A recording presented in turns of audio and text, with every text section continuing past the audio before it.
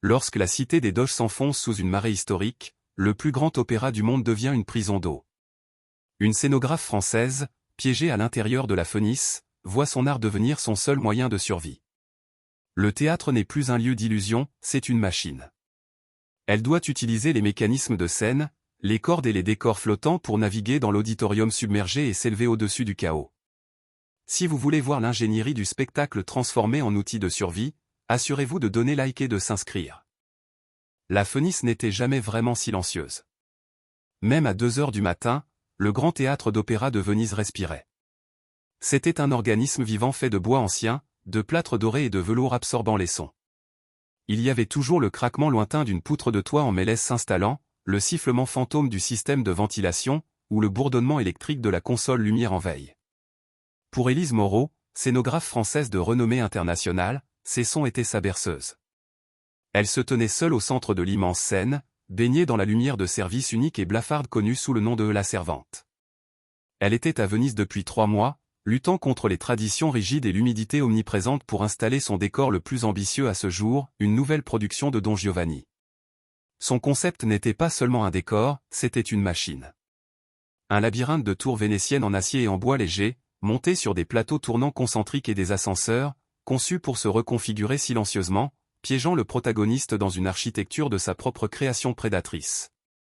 Elle était obsédée par un détail, un palan électrique sur la perche 34 qui produisait un léger gémissement sous charge, inaudible pour la plupart, mais pour elle, un clou crissant sur le tableau noir de sa perfection mécanique. Elle vérifiait la tension du câble lorsque les sirènes commencèrent. Ce n'étaient pas les sirènes de la police ou d'une ambulance. C'était le son. Le chant de deuil de la ville. Les sirènes de la Ca Alta. Venise en avait l'habitude, et Élise aussi, après 3 mois. Une note tenue, suivie de plusieurs tonalités distinctes, prévenant les citoyens du niveau attendu. Mais ce soir, le son était différent. Il commença par la note grave habituelle, mais au lieu de passer au cycle d'avertissement standard, il resta sur une note continue, un hurlement soutenu qui semblait monter en octave, rejoint par d'autres sirènes à travers la lagune. C'était un son qu'elle n'avait jamais entendu. C'était le signal de la catastrophe, l'avertissement de la Ca Alta Exceptional, une marée si haute qu'elle dépassait toutes les protections. Simultanément, son téléphone vibra avec une alerte de la protection civile, un sirocco de force ouragan venant du sud poussait l'Adriatique dans la lagune, empêchant la marée de redescendre, tandis qu'une tempête intérieure déversait des millions de litres d'eau douce des rivières alpines. La marée n'allait pas seulement atteindre 150 cm, les prévisions les plus folles parlaient de 2 mètres. Élise haussa les épaules, d'abord par réflexe. La Phénice était le Phénix, un bâtiment qui avait brûlé 2 fois et avait été reconstruit. Il avait des barrières anti-inondation massives, des plaques d'acier conçues pour sceller les entrées. Le théâtre était un bunker. Elle retourna à son palan. L'odeur fut la 2e alarme. L'air, habituellement sec et poussiéreux, changea brusquement. Il devint lourd, chargé de sel, et porteur de la puanteur inimitable des canaux vénitiens à marée basse ou une odeur d'algues en décomposition, de diesel et de siècles de décadence. L'odeur n'aurait jamais dû être à l'intérieur. Puis vint le son. Pas le hurlement de la sirène, mais un boom sourd et profond qui fit vibrer le plancher de la Seine sous ses pieds. Ce n'était pas une explosion. C'était une implosion. C'était le son de tonnes de pression d'eau faisant céder le métal. Les barrières anti-inondation de l'entrée principale, la Porta della Ca, avaient cédé. Elle lâcha sa clé à molette et courut. Elle traversa les coulisses labyrinthiques, passa devant les loges vides, et dérapa jusqu'à l'entrée du foyer principal. Ce qu'elle vit lui coupa le souffle. Ce n'était pas une inondation. C'était une invasion. L'eau noire de la lagune ne s'infiltrait pas, elle déferlait à travers le hall en marbre comme un torrent de montagne, déjà à hauteur de taille, emportant les cordons de velours rouge et les présentoirs de programme. Au moment où elle regardait, l'eau atteignit la sous-station électrique principale du bâtiment. Il y eut un éclair bleu-vert aveuglant, un sifflement électrique assourdissant qui ressemblait à un cri, et chaque lumière du théâtre La Servante, les lumières de service, les faibles lueurs des consoles s'éteignit. L'obscurité fut totale. Une obscurité si profonde qu'elle en devenait physique, désorientante, absolue. Le silence qui suivit fut encore pire que le bruit, brisé seulement par le rugissement croissant de l'eau qui s'engouffrait maintenant librement dans le cœur du bâtiment. Élise était piégée. Elle recula en trébuchant, sortant son téléphone de sa poche et allumant la lampe torche. Le faisceau coupa l'obscurité. Elle courut vers la porte de scène arrière, la sortie des artistes, mais un mur d'eau bouillonnante remonta le couloir à sa rencontre. Le canal de service derrière le théâtre avait également débordé, créant un courant croisé. Elle était prise en tenaille. Elle recula vers le seul terrain élevé qu'elle connaissait, la scène. Elle monta les quelques marches, se retournant pour faire face à l'auditorium. Le spectacle était dantesque. L'eau se déversait maintenant par toutes les entrées du public, les vomitoires, remplissant la platea le parterre. La magnifique fosse d'orchestre, lieu de naissance de tant de musique, fut la première à disparaître, avalée en quelques secondes, le piano à queue disparaissant sous les vagues bouillonnantes. Puis l'eau commença son ascension inexorable des sièges en velours rouge. Rangée A, rangée B. L'eau montait plus vite que n'importe quel scénario catastrophe ne l'avait prédit. Les lumières de sortie de secours bleues, alimentées par des batteries individuelles, s'allumèrent, projetant des reflets spectraux sur l'océan intérieur en pleine croissance. La Phénix, le joyau de Venise, était en train de se noyer dans l'obscurité, et Élise était piégée sur son île de bois, seule, avec la marée montante. Le plancher de la scène était surélevé de près de 2 mètres au-dessus du premier rang de la platea. C'était une conception standard, créant la distance nécessaire pour la fosse d'orchestre.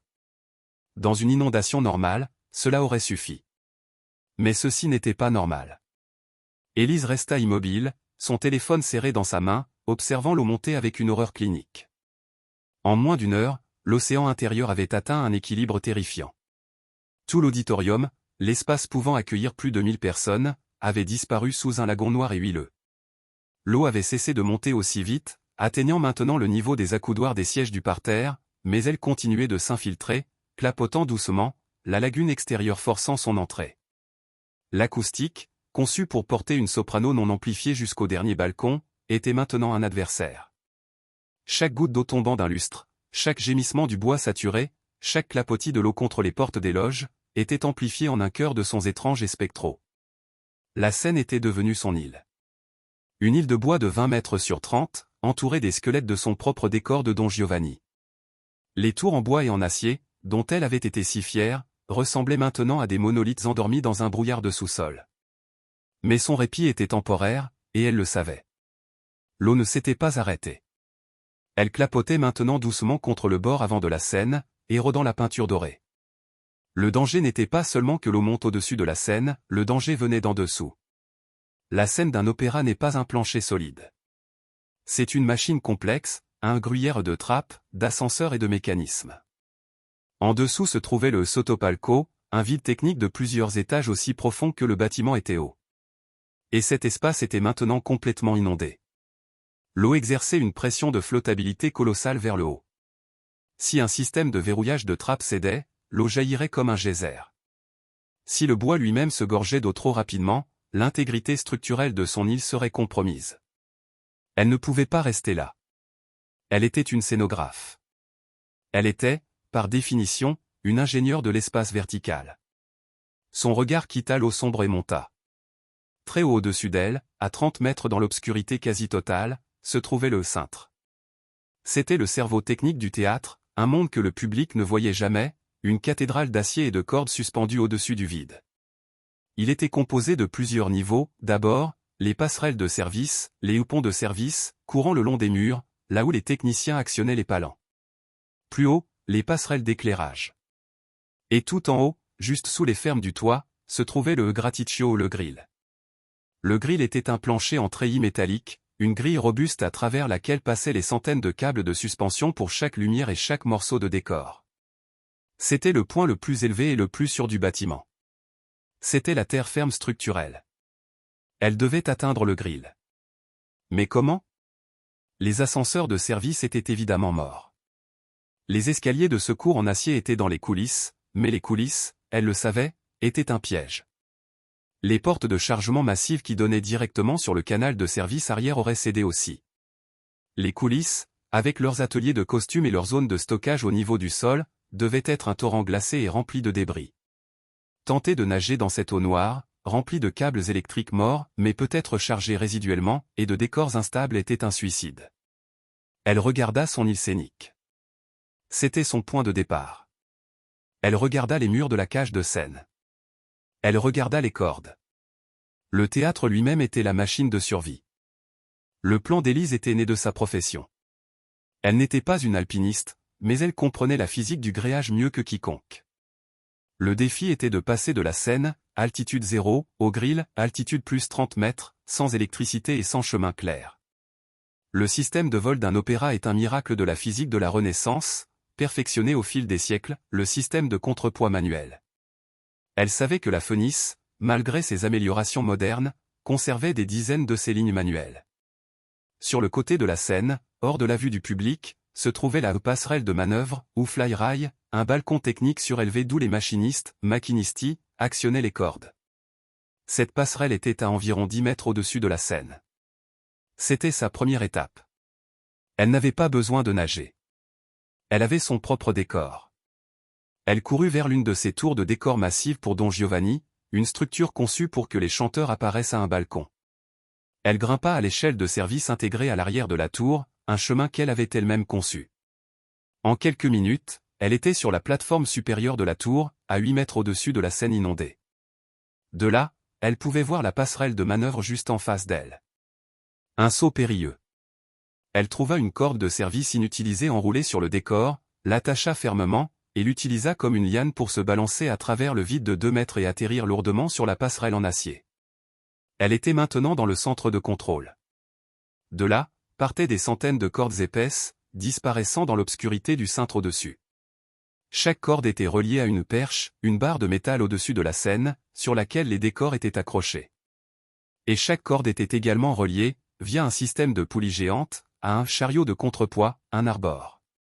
C'était une cage métallique verticale qui glissait le long d'un rail mural. Cette cage était remplie de pins de fonte standardisés, des briques de métal pesant 10 ou 20 kg, pour équilibrer exactement le poids du décor sur la perche. Si un décor pesait 500 kg, le chariot était chargé de 500 kg. Un machiniste pouvait alors déplacer ce décor d'une tonne d'une seule main, simplement en gérant la friction. Le plan d'Élise était de transformer ce système en ascenseur personnel. Elle pesait, estimait-elle, environ 60 kg avec son équipement. Elle avait besoin de trouver un chariot de contrepoids, de s'attacher à la corde, et de faire en sorte que le chariot soit plus lourd qu'elle. Elle avait besoin d'un chariot qui était en bas, à son niveau. Un chariot en bas signifiait que la perche correspondante était en haut, dans le cintre, une position au dehors, ou out. Elle trouva ce qu'elle cherchait, la perche 12. C'était une perche vide, utilisée pour un simple rideau de gaz plus tard dans le spectacle, qui était actuellement stocké au dehors. Son chariot de contrepoids, chargé pour équilibrer uniquement le poids de la perche elle-même, environ 50 kg, était donc en position basse, juste à côté d'elle sur la passerelle, verrouillée par le frein à corde. C'était parfait. Elle sortit son baudrier d'escalade de son sac à outils de gréage où elle ne travaillait jamais sans, une habitude prise en supervisant des installations dangereuses. Elle l'enfila. Elle attacha son baudrier avec un nœud de 8 et 2 mousquetons de sécurité directement à la corde principale en manille, celle qui montait vers le grill. Elle faisait maintenant partie du système. Elle pesait 60 kg. Le chariot en pesait 50. Si elle déverrouillait le frein, la physique simple la ferait descendre, elle était plus lourde, et ferait monter le chariot de 50 kg. Elle avait besoin de l'inverse. Elle devait être plus légère que le chariot. Elle ne pouvait pas changer son poids, mais elle pouvait changer celui du chariot. Elle regarda autour d'elle sur la passerelle. Il y avait un sac de sable de sécurité, un sac de 20 kg utilisé pour les tests de charge. Elle trouva une autre corde de service courte, l'attacha fermement au sac de sable, puis la fixa solidement au sommet du chariot de 50 kg. Le total était maintenant de 70 kg. Elle, 60 kg. Le contrepoids, 70 kg. La physique était maintenant de son côté. Si elle déverrouillait le frein, le chariot de 70 kg descendrait lentement, et elle, pesant 60 kg, monterait. C'était l'ascenseur manuel le plus terrifiant qu'elle puisse imaginer. Elle alluma sa lampe frontale. Elle vérifia ses nœuds une dernière fois. Elle posa ses mains gantées sur le frein à corde, sentant la tension. Elle le déverrouilla lentement, laissant la corde glisser. La corde gémit. Le chariot de 70 kg à côté d'elle commença sa descente contrôlée vers la Seine maintenant inondée. Et simultanément, son propre corps quitta la passerelle. Elle s'éleva dans l'obscurité absolue du cintre, son ascension régulée uniquement par la friction de la corde entre ses doigts, montant centimètre par centimètre au-dessus de l'océan intérieur qui avait avalé le monde de l'opéra. Le plan d'Élise était né de sa profession. Elle n'était pas une alpiniste, mais elle comprenait la physique du gréage mieux que quiconque. Le défi était de passer de la Seine, altitude 0, au Grill, altitude plus 30 mètres, sans électricité et sans chemin clair. Le système de vol d'un opéra est un miracle de la physique de la Renaissance, perfectionné au fil des siècles, le système de contrepoids manuel. Elle savait que la Phénix, malgré ses améliorations modernes, conservait des dizaines de ses lignes manuelles. Sur le côté de la Seine, hors de la vue du public, se trouvait la passerelle de manœuvre, ou fly-rail, un balcon technique surélevé d'où les machinistes, actionnaient les cordes. Cette passerelle était à environ 10 mètres au-dessus de la Seine. C'était sa première étape. Elle n'avait pas besoin de nager. Elle avait son propre décor. Elle courut vers l'une de ces tours de décor massives pour Don Giovanni, une structure conçue pour que les chanteurs apparaissent à un balcon. Elle grimpa à l'échelle de service intégrée à l'arrière de la tour, un chemin qu'elle avait elle-même conçu. En quelques minutes, elle était sur la plateforme supérieure de la tour, à 8 mètres au-dessus de la Seine inondée. De là, elle pouvait voir la passerelle de manœuvre juste en face d'elle. Un saut périlleux. Elle trouva une corde de service inutilisée enroulée sur le décor, l'attacha fermement, et l'utilisa comme une liane pour se balancer à travers le vide de 2 mètres et atterrir lourdement sur la passerelle en acier. Elle était maintenant dans le centre de contrôle. De là, partaient des centaines de cordes épaisses, disparaissant dans l'obscurité du cintre au-dessus. Chaque corde était reliée à une perche, une barre de métal au-dessus de la Seine, sur laquelle les décors étaient accrochés. Et chaque corde était également reliée, via un système de poulies géantes, à un chariot de contrepoids, un arbor. C'était une cage métallique verticale qui glissait le long d'un rail mural. Cette cage était remplie de épingles de fonte standardisées, des briques de métal pesant 10 ou 20 kg, pour équilibrer exactement le poids du décor sur la perche. Si un décor pesait 500 kg, le chariot était chargé de 500 kg. Un machiniste pouvait alors déplacer ce décor d'une tonne d'une seule main, simplement en gérant la friction. Le plan d'Élise était de transformer ce système en ascenseur personnel. Elle pesait, estimait-elle, environ 60 kg avec son équipement. Elle avait besoin de trouver un chariot de contrepoids, de s'attacher à la corde, et de faire en sorte que le chariot soit plus lourd qu'elle. Elle avait besoin d'un chariot qui était en bas, à son niveau. Un chariot en bas signifiait que la perche correspondante était en haut, dans le cintre, une position au dehors, ou out. Elle trouva ce qu'elle cherchait, la perche 12. C'était une perche vide, utilisée pour un simple rideau de gaz plus tard dans le spectacle, qui était actuellement stocké au dehors. Son chariot de contrepoids, chargé pour équilibrer uniquement le poids de la perche elle-même, environ 50 kg, était donc en position basse, juste à côté d'elle sur la passerelle, verrouillé par le frein à corde.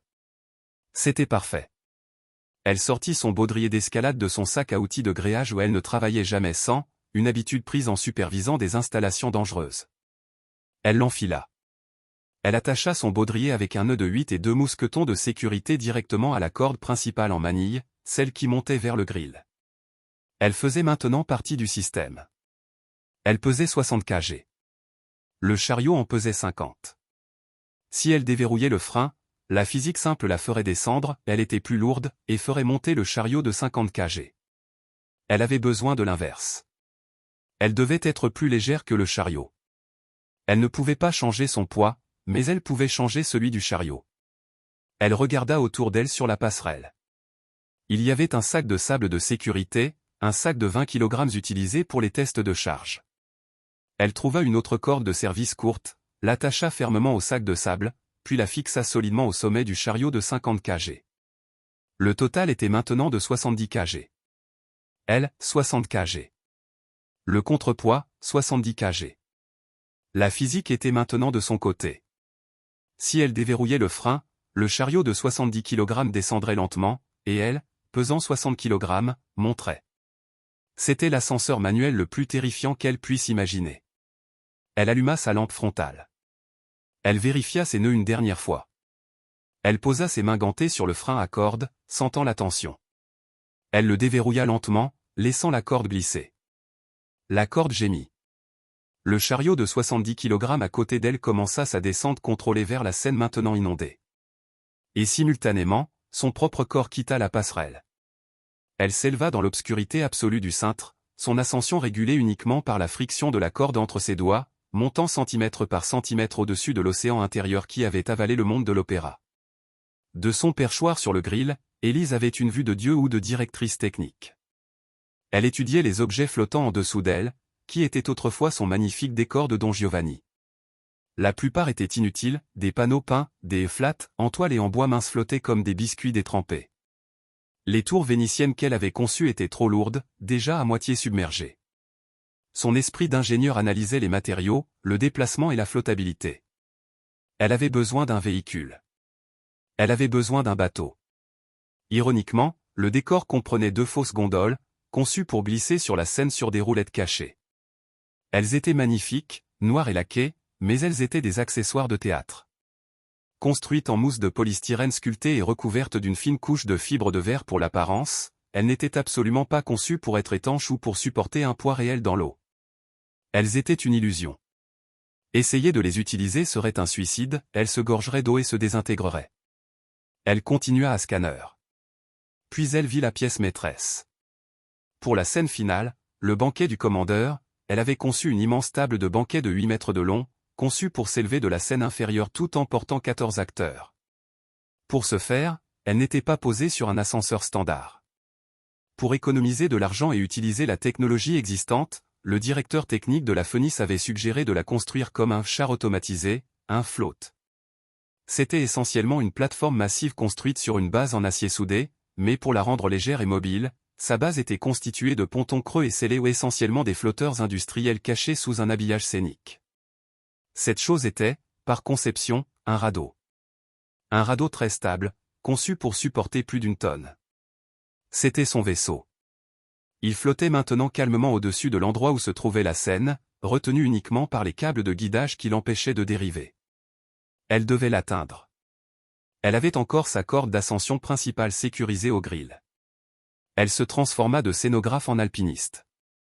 Elle attacha son descendeur à la corde, vérifia son baudrier, et commença une descente en rappel contrôlé de 30 mètres.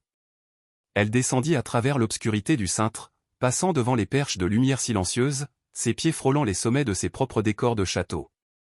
Elle descendit jusqu'à ce que ses bottes touchent non pas le bois solide, mais la surface instable de la plateforme du banquet flottant. L'eau clapotait juste en dessous. Elle se détacha. Elle était maintenant sur son radeau. Elle utilisa son couteau de gréeur pour couper les câbles de guidage qui retenaient la plateforme à la Seine submergée. Avec un dernier clang, le radeau était libre. Il lui fallait un moyen de propulsion. Elle regarda autour d'elle. L'une des fausses gondoles flottait à proximité. Elle s'approcha, attrapa l'une des rames décoratives. C'était du bois léger, mais c'était solide. Elle avait un radeau de 8 mètres et une perche. Elle se tenait sur son vaisseau fantôme, au milieu d'un opéra inondé, prête à naviguer vers les loges royales. Pousser le radeau de banquet loin de la zone de la Seine fut surréaliste. L'acoustique de la Phoenix, conçue pour amplifier la voix humaine la plus pure, amplifiait maintenant chaque son de sa survie. Le grattement de sa perche décorative contre les débris de la Seine, le clapotis de l'eau noire contre les pontons creux de son radeau tout résonnait dans le vaste dôme au-dessus d'elle avec une clarté obsédante. Elle était une gondolière solitaire dans une Venise inversée, naviguant non pas à l'extérieur sous le ciel, mais à l'intérieur d'un chef-d'œuvre architectural en train de mourir. Son objectif était le piano nobile, le 2e étage, où se trouvaient les bureaux de l'administration et la cafétéria du personnel. Ces zones étaient plus élevées que le foyer principal et avaient des chances d'être sèches. Elle propulsa son étrange embarcation hors de l'espace de la Seine, passant au-dessus de la fosse d'orchestre maintenant invisible, et entra dans le grand auditorium lui-même. Elle naviguait directement au-dessus des sièges du parterre submergé. Son faisceau de lampe frontale captait des détails grotesques, des programmes flottants, un seul violon tournoyant lentement dans un courant, le reflet doré des sculptures des loges dans l'eau huileuse. Les grandes portes des loges du rez-de-chaussée étaient des arches sombres menant à des pièces entièrement inondées. Elle leva les yeux vers la loge royale, la Loggia Reale, un chef-d'œuvre de stuc doré et de velours rouge. Elle était encore juste au-dessus de la ligne de flottaison, une île de splendeur intacte. Elle pagaya, le mouvement lent et lourd. Le radeau était stable mais massif. Elle se déplaçait dans une obscurité presque totale, s'orientant grâce à sa connaissance intime du plan du bâtiment. Elle savait qu'elle devait atteindre le grand escalier sud. L'eau avait transformé l'escalier en marbre en une cascade, l'eau de la lagune continuant de monter et de se déverser depuis les niveaux supérieurs qu'elle avait atteints. Elle ne pouvait pas remonter ce courant. Elle devait trouver un autre accès aux mezzanines. Elle se souvint de l'ascenseur de service pour les personnes à mobilité réduite, près des bureaux de la billetterie. Si le puits était inondé, il pouvait y avoir un accès direct au couloir du mezzanine depuis le hall principal inondé. Elle dirigea son radeau à travers le foyer, un espace caverneux où les grands lustres en verre de Murano pendaient maintenant à quelques mètres seulement au-dessus de la surface de l'eau, leurs lumières éteintes reflétant étrangement son propre faisceau. Elle était complètement seule. Le silence était absolu, un vide qui attendait la prochaine catastrophe structurelle.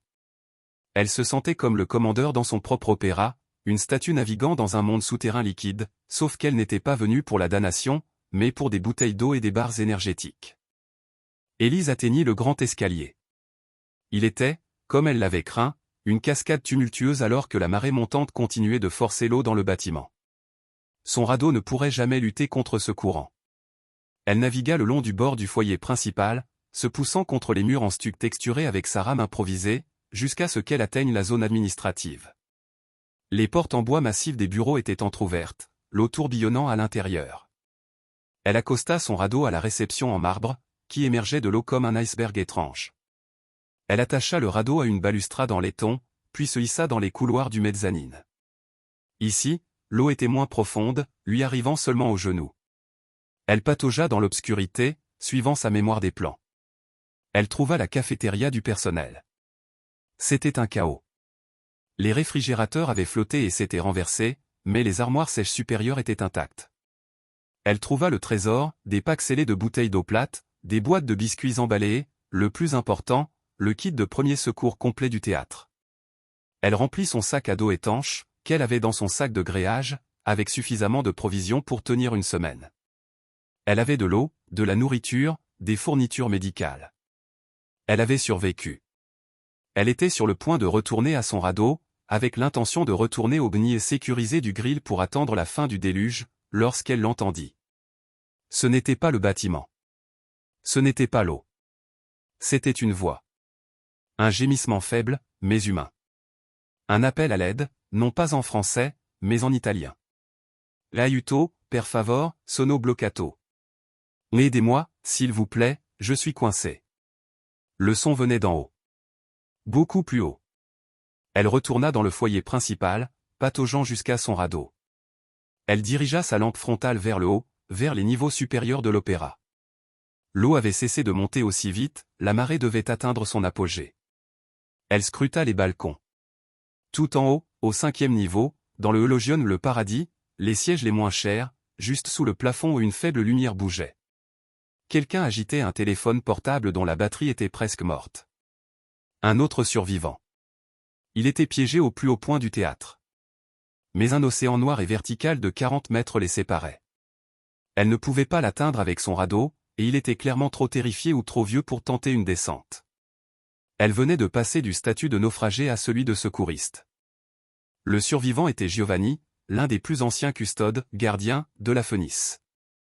Un homme de 70 ans qui avait été surpris par la montée des eaux alors qu'il faisait une dernière ronde d'inspection dans les combles. Il était maintenant piégé dans le Eulogion, terrifié, son téléphone mourant. Élise l'appela d'en bas, sa voix résonnant dans le dôme. Et Giovanni. Sono Élise, la scénographa. Non si muova. Vengo a prenderla. Et c'est Élise, la scénographe. Ne bougez pas. Je viens vous chercher.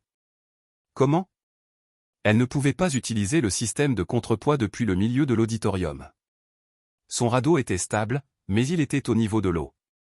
L'homme était à 30 mètres au-dessus d'elle, sur un balcon en surplomb. Elle avait besoin d'un grappin. Elle regarda autour d'elle, son esprit d'ingénieur travaillant à plein régime. Elle avait des centaines de mètres de cordes d'escalade statique dans son sac. Elle avait besoin de lancer une ligne. Elle retourna à la scène sur son radeau. Elle récupéra ce dont elle avait besoin, un pain de contrepoids de 5 kg, une brique de fonte compacte. Elle l'attacha solidement à l'extrémité de sa corde la plus légère. Elle retourna au centre exact de l'auditorium, pagayant son radeau directement sous la position de Giovanni. « La attrapi questo. La attrapé ça, cria-t-elle. Elle commença à balancer le poids, comme un pendule. Elle le lança. Le poids heurta le dessous du balcon. Échec. Elle le récupéra, l'eau dégoulinant. Elle essaya à nouveau, utilisant plus de force. Elle le lança haut, visant la balustrade ornée. Le poids passa par-dessus, avec un clang métallique. Reprenda la corda. Avolgila. Prenez la corde. Enroulez-la. Elle cria à Giovanni de l'enrouler solidement autour des piliers principaux du balcon. Après plusieurs minutes tendues, il lui fit signe que c'était sécurisé. Elle avait maintenant une ligne d'ancrage, allant du balcon le plus élevé à son radeau au niveau de l'eau. Mais Giovanni ne pourrait jamais descendre en rappel. Elle devait le faire descendre. Elle allait utiliser la physique de base. Elle prit une autre corde longue, attacha un mousqueton de poulie à l'ancre qu'elle venait de créer, en utilisant la première corde pour hisser la poulie. Elle créa un système de mouflage 2h1. Elle fabriqua un fauteuil de Bosco improvisé avec une sangle de gréage et le lui lança, lui faisant signe de s'asseoir dedans. Il était maintenant dans un harnais de fortune, attaché à la poulie, loin au-dessus d'elle. Elle tenait l'autre extrémité de la corde. Elle ne pouvait pas le soutenir de sa seule force. Elle attacha fermement l'extrémité de la corde à son propre radeau. Puis, elle fit la seule chose logique qu'une scénographe ferait. Elle commença à pagayer. Elle propulsa le radeau de 8 mètres de long horizontalement à travers l'auditorium, s'éloignant du point situé sous le balcon. Alors que son radeau se déplaçait horizontalement, la corde se tendit. Le système de poulie transféra sa force horizontale en une traction verticale. Lentement, centimètre par centimètre, alors qu'elle luttait contre l'eau, Giovanni, terrifié, fut soulevé de la balustrade du balcon et commença sa descente contrôlée de 30 mètres à travers le vide central de la Fenice. Élise pagaya vers l'arrière, agissant comme un treuil humain, jusqu'à ce que Giovanni, tremblant mais sauf, atterrisse doucement sur le radeau de banquet à côté d'elle. Elle l'avait sauvé en utilisant le théâtre comme une machine de levage géante. Ensemble, les deux survivants, l'ingénieur et le gardien, pagayèrent vers les portes de service maintenant calmes, la marée ayant atteint son apogée, laissant le Phénix noyé dans un silence total.